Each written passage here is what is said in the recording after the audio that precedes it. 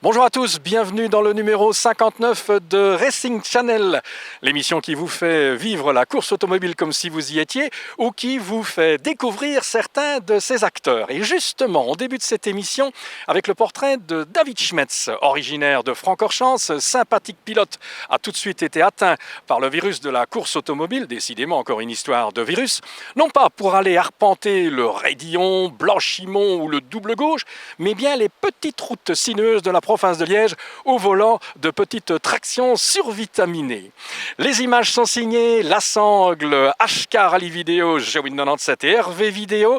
Le portrait de David Schmetz, c'est dans Racing Channel, c'est maintenant et c'est parti.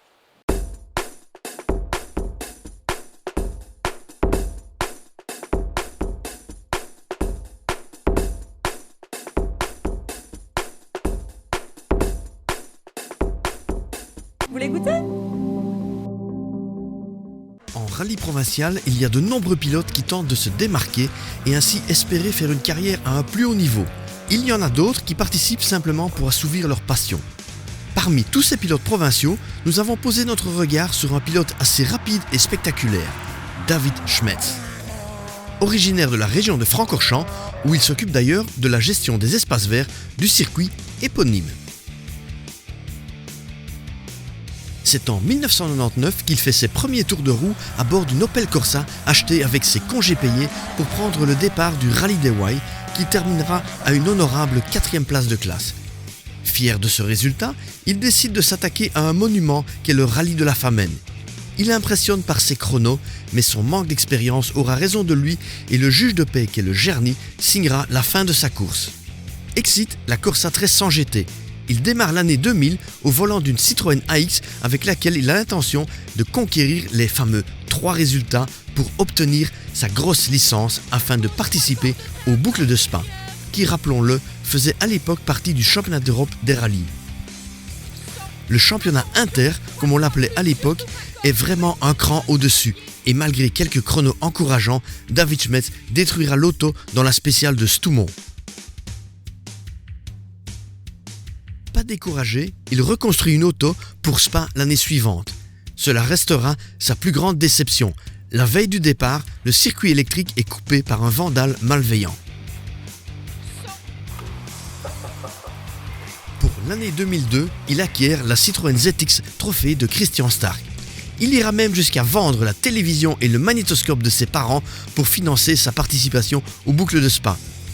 Les boucles ne lui souriront décidément jamais. Il est contraint à l'abandon suite à un bris de cardan. Il réalisera quelques belles prestations en provincial avec cette auto. Il décide de se mesurer une nouvelle fois en inter, mais cette fois dans l'annexe Critérium. Il y détruira l'auto et prendra une pause de 2 années. Il revient aux affaires en 2004 avec une petite Citroën AX qu'il construit avec son beau-père de l'époque. Il renoue avec les victoires de classe et est même vice-champion provincial liégeois cette même année. L'année suivante, David Schmetz ne change rien et poursuit avec cette AX. Enfin, il aura quand même changé de copilote pour cette seconde saison en AX. Il vend l'auto en fin de saison et raccroche son casque pour les 5 années suivantes.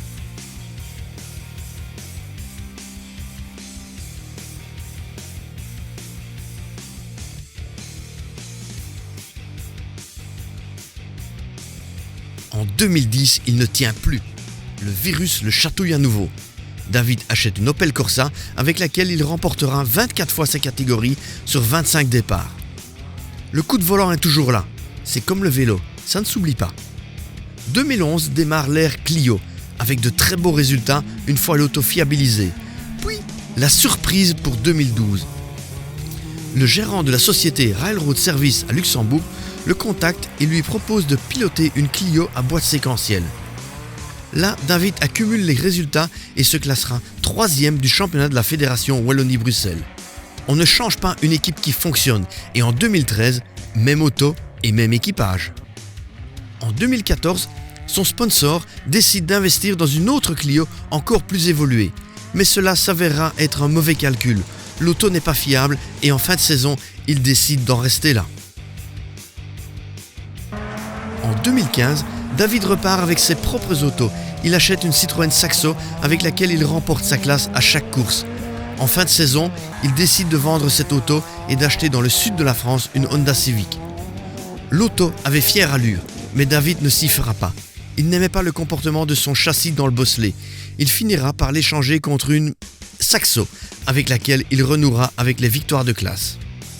Puis se présente l'opportunité d'acquérir en France une Peugeot 306. Ni une ni deux, il vend la Saxo et le voilà parti en 306.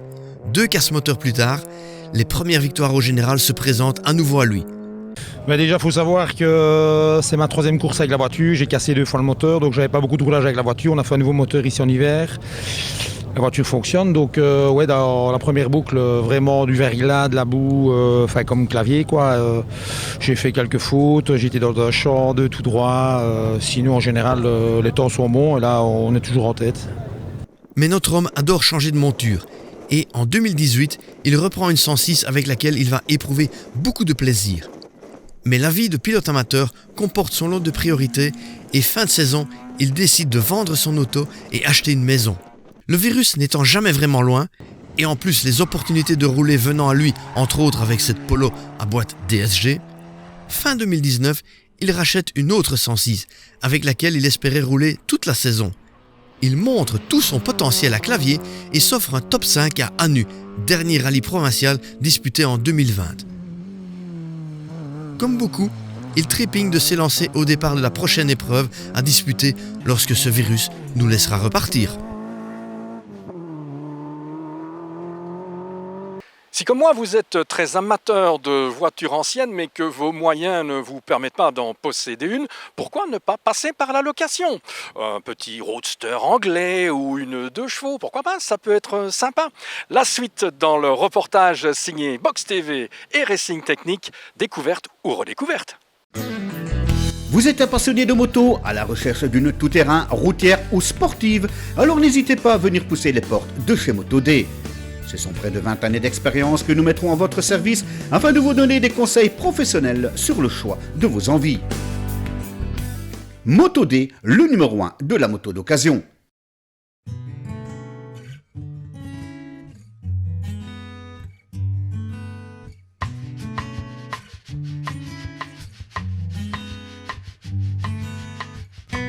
Vous avez toujours voulu vous offrir un ancêtre afin de goûter aux joies de la conduite de ces voitures anciennes. Mais pour diverses raisons, manque de temps pour leur entretien ou manque de place pour les stocker, vous n'avez jamais franchi le pas. Votre envie est pourtant toujours bien présente. Une solution s'offre enfin à vous. La jeune société Road Vintage Experience à Spa vous offre la possibilité de louer un ancêtre, avec un GPS doté de quelques parcours préenregistrés, vous permettant de découvrir le charme des paysages boisés de la région spadoise. Entre les MG Roadster anglais, les Citroën 11 légères et autres Vespa, une flotte de 2 chevaux pourra satisfaire les plus nostalgiques. Pensez à réserver ces 2 chevaux, car elles sont très prisées, entre autres pour des incentives d'entreprise. Nous avons testé pour vous un MG Roadster et une 2 chevaux et nous avons été entièrement conquis par ce concept de location de véhicules anciens. La balade dans la région fut un réel plaisir, guidée par la voix électronique qui nous rappelle que nous sommes toujours dans le monde moderne. Vintage oblige, tout le garage est décoré d'objets qui nous ramènent à nos plus jeunes années et même parfois à celles de nos grands-parents. Souvenez-vous de cette voiture qui trônait dans la vitrine de toutes les auto-écoles, vous apprenant ainsi les rudiments de la mécanique. Vous avez craqué pour un des objets ou véhicules? N'hésitez pas à le faire savoir. Olivier Gillet, maître des lieux, n'a de cesse de renouveler son parc. Vous pourrez donc certainement faire affaire ensemble. Et si vous aimez le vintage, plusieurs fois par an, ils organisent une bourse dont la prochaine aura lieu les 8 et 9 août 2015.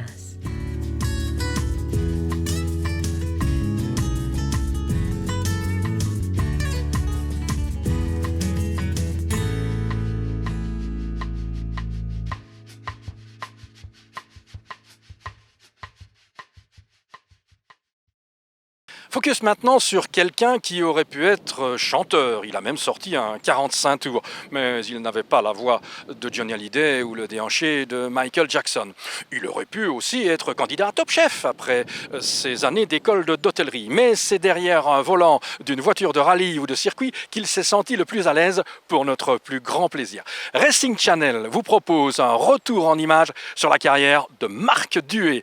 Grâce aux images de Rallye 054, la RTBF, Motorsport Vidéo et de bien d'autres encore, ils se reconnaîtront tous, j'en suis sûr. Marc Duet, regardez et appréciez. Trouve le pictogramme Ma Balise NFC, approche ton smartphone, accède à du contenu enrichissant. Avec Ma Balise, offrez une nouvelle expérience à vos clients. Avec Ma Balise, entrez dans l'ère du commerce 3.0. Ma Balise, marketing de proximité. Ne risquez plus que vos clients trouvent vos produits sur le site de vos concurrents. www.mabalise.be.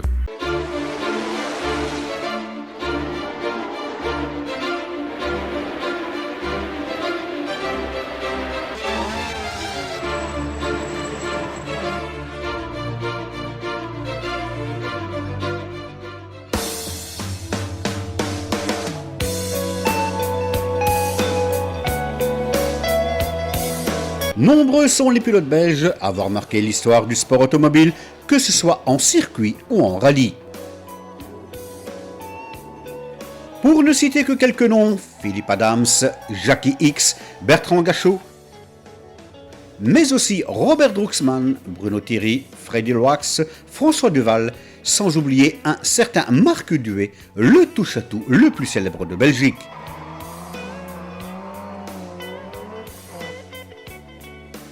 Marc Duet voit le jour le 18 avril 1957.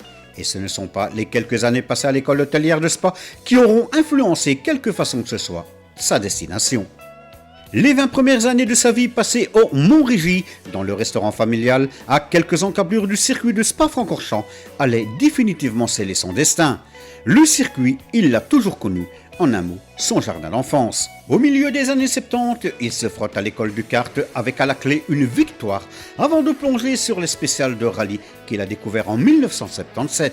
Sa carrière va alors connaître une longue ascension vers les sommets du sport automobile. Durant 29 ans, Marc Duet va multiplier les victoires en rallye, mais aussi en monoplace, grand tourisme et courses sur glace. En feuilletant les pages d'or de son palmarès, on retient entre autres sur circuit 3 victoires aux 24 heures de Spa-Francorchamps, 4 autres aux 24 heures de Nürburgring, victoire également à Zolder, mais aussi vainqueur en catégorie à Daytona et aux incontournables 24 heures du Mans.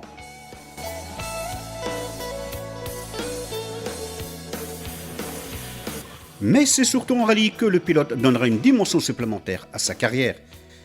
De 1978 à 1986, il multiplie ses participations en Belgique et à l'étranger sur différentes montures. Jugez plutôt Ford Escort MK2, Fiat Abarth, Datsun Violette, en passant par le Porsche 911 avant de s'installer derrière le volant des indomptables groupés tels que l'Audi Quattro et la mythique MG Metro. Avec toujours à ses côtés son fidèle copilote d'époque, Willy Lux. C'est alors qu'il entame son ascension vers les sommets. De 1987 à 1990, il devient pilote officiel chez BMW Motorsport, au volant d'une M3 E30 sponsorisée aux couleurs Fina Bastos. Évoluant alors sur les épreuves belges et étrangères, avec à la clé 3 titres de champion de Belgique des rallyes. Et ce n'est qu'un début, puisqu'en 1996, il décroche sur circuit le titre de champion de Belgique de grand tourisme, avant de décrocher en 1999, en rallye cette fois-ci, sa première victoire mondiale sur une groupe 1 au Rallye Monte Carlo en championnat du monde des rallyes sur la Mitsubishi Charisma. Dans cette même époque, il deviendra également pilote d'usine chez Toyota et Seat Sport en championnat du monde des rallyes.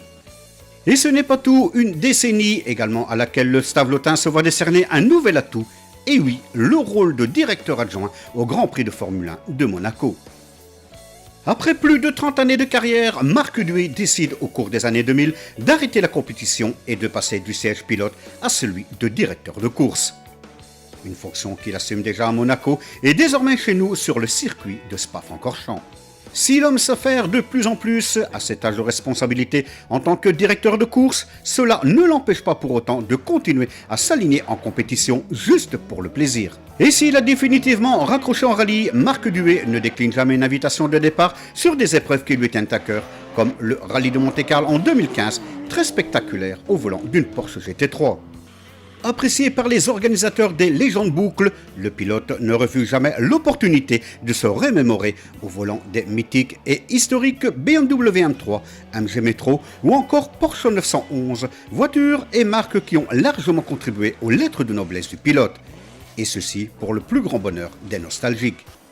Mais c'est aussi avec toujours la même passion qu'il prend occasionnellement le départ de l'un ou l'autre rallye moderne, le plus souvent au volant des puissantes Porsche 997 GT3.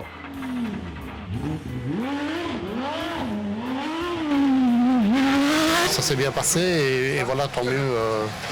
On a eu quelques frayeurs, je ne vais pas vous le cacher, mais ça s'est bien passé quand même et on est ravis. Merci à tous les membres de l'équipe et merci à Tim et à des gros pour m'avoir confié cette voiture parce que c'était déjà un très beau souvenir. Si l'on se réfère aux chiffres de la carrière de Marc Duet, au niveau course ou nombre de voitures, eh bien cela est tout simplement époustouflant. Jugez plutôt, nombre de courses en circuit, 358 sur 112 voitures différentes.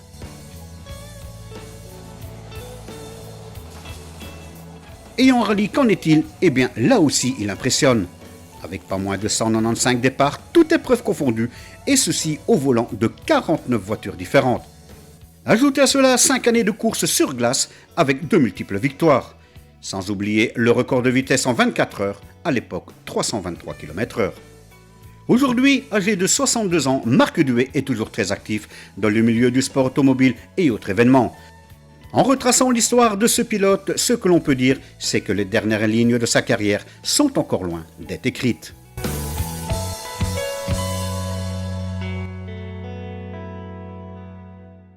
Cette émission est à présent terminée, mais rassurez-vous, on se retrouve déjà le mois prochain pour de nouvelles aventures automobiles.